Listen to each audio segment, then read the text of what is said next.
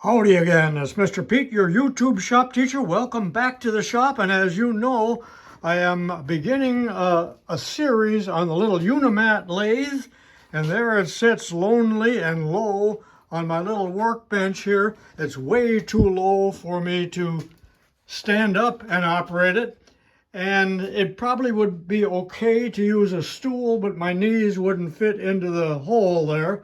So what I'm going to do is, well, I've already done it. I'm going to make a little table that will raise it up about 10 inches and mount it on a steel plate. So I'm going to show you all of that here presently. Notice that I have just installed a new black background, and I got all kinds of, I think, pretty good lighting here. So, and I probably will have to take the vise off. Maybe it won't hurt anything, but I just soon not have it on there for as often as I use it. So let's get started. I'm sure you've already noticed that I have all of my accessories down here. Now they probably won't remain there, or they would get filled full of tiny little chips. Now in reading the manual, they suggest mounting the UNIMAT either on a heavy board or a steel plate. So I have some steel plates here, I'll show you in a second, but it also would work pretty well just to drive a couple drywall screws in here, and it's not going to move, but I may not always use this table. So look what I have come up with. You know, I don't have any steel left around here. I sold it all or gave it all away. So I just went down to see my buddy, and I'll show you 10-second clip of that where I selected this steel, and he gave it to me free. Thank you to him.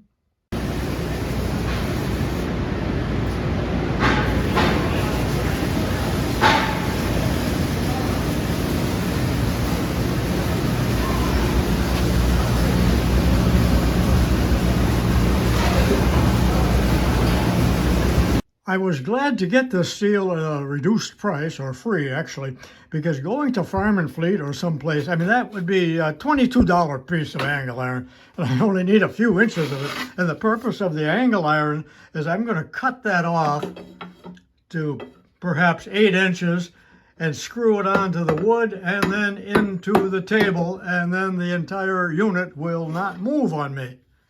Is that overkill?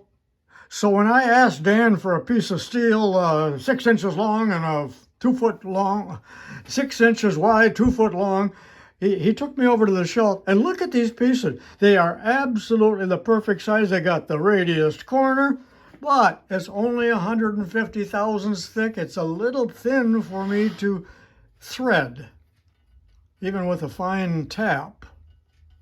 So I would like to use that. I might even paint it. I might, no, I'm not gonna. But then right next to it, there was another piece of steel, and it's about the same width. And they gotta be, this has to be cut off, but it is 1/4 inch thick and would be just fine for tapping. So I guess I'm gonna use this, but I have to remove the rust. What do you think? But this is such a nice looking piece, isn't it?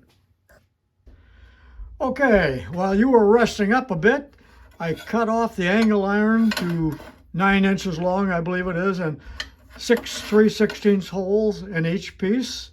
And of course, they're going to be positioned as such with drywall screws when I'm ready. So that's done. And come on, who am I fooling here? Why do I want to fiddle around with this rusty piece of iron with square, jagged corners when I have this beautifully laser cut piece with gorgeous radii? This is what I'm going to use. Well, I told you it's so doggone thin, I cannot use coarse screws. There wouldn't be enough engagement of the thread. So people ask me all the time, why do you sometimes use fine threads? Well, here's a good example of a fine thread, and I'll still have 2 or 3 threads with these high strength bolts, number 5s, grade 5. With one washer, they're going to be just the right length. Okay, I'm making a little progress here. I have already laid out and center punched 4 corner holes. I'll drill 3/16, And now I pretty well centered the UNIMAT on this plate, and I am using this beautiful little plate. So I'm going to take the 1/4-inch transfer punch and punch 3 holes, 1, 2, 3. I'm not going to do the back one there. I can't get at it, and I'm sure that a piece of bubble gum or duct tape would hold this down sufficiently. This is a pretty easy setup. Eat your heart out, A-bomb, with your big American pacemaker. Let's see what we got here.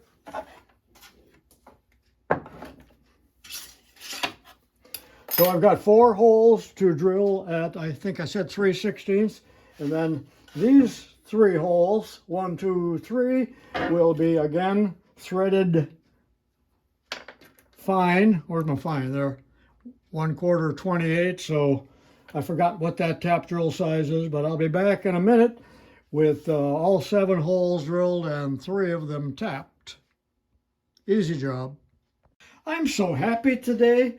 So all the holes are drilled and tapped, 3 screws already installed. That's not going anywhere.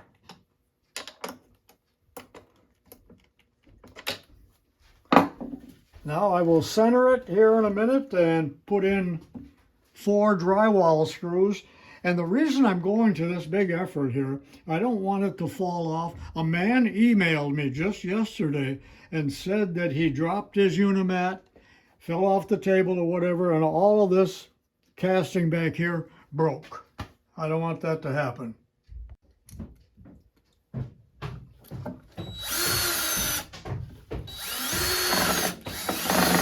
You gonna come check it? Oh, Henry's here to pay a visit. Say hello to the camera. I'm not sure exactly where I want to position this on the table, and I may remove the vise, so I do have it temporarily or maybe even permanently clamped so I can move it around, and there's also a clamp on the other end.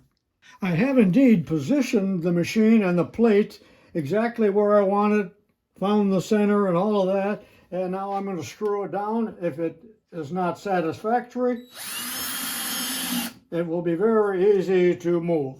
I should have countersunk holes. That's going to annoy the heck out of me when I go to clean the thing. You know what? This is actually a historic moment for me, for old tubalcain.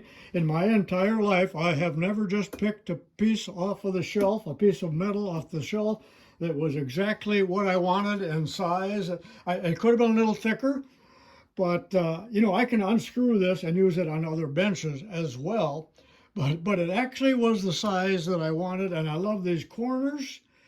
Should I have painted it? You know, I'm not much of a painter, but that could possibly happen in the future. Who knows? Okay, just one more thing to do. You know, I'm an old man and I don't see very well, so I'm going to put the magnifier on.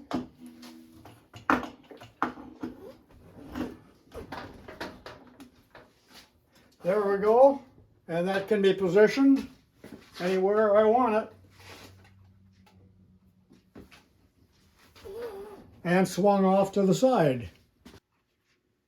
Just one other thing to do. If I am able to get the proper government approval and get a certificate of authenticity and all of that other stuff, and it might take 2 or 3 years, I fully intend to call this Studio BU, Basement UNIMAT.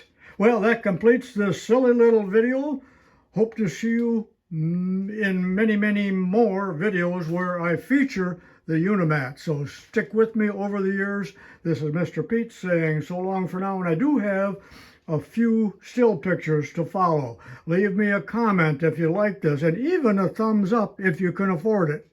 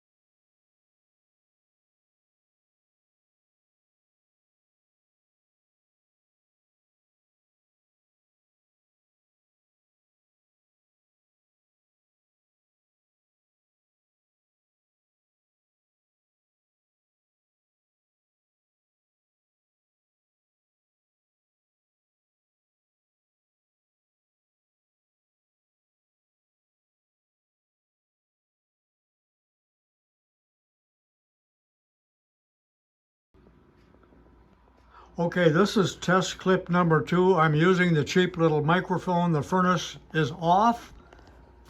Do you hear background noise from the dehumidifier?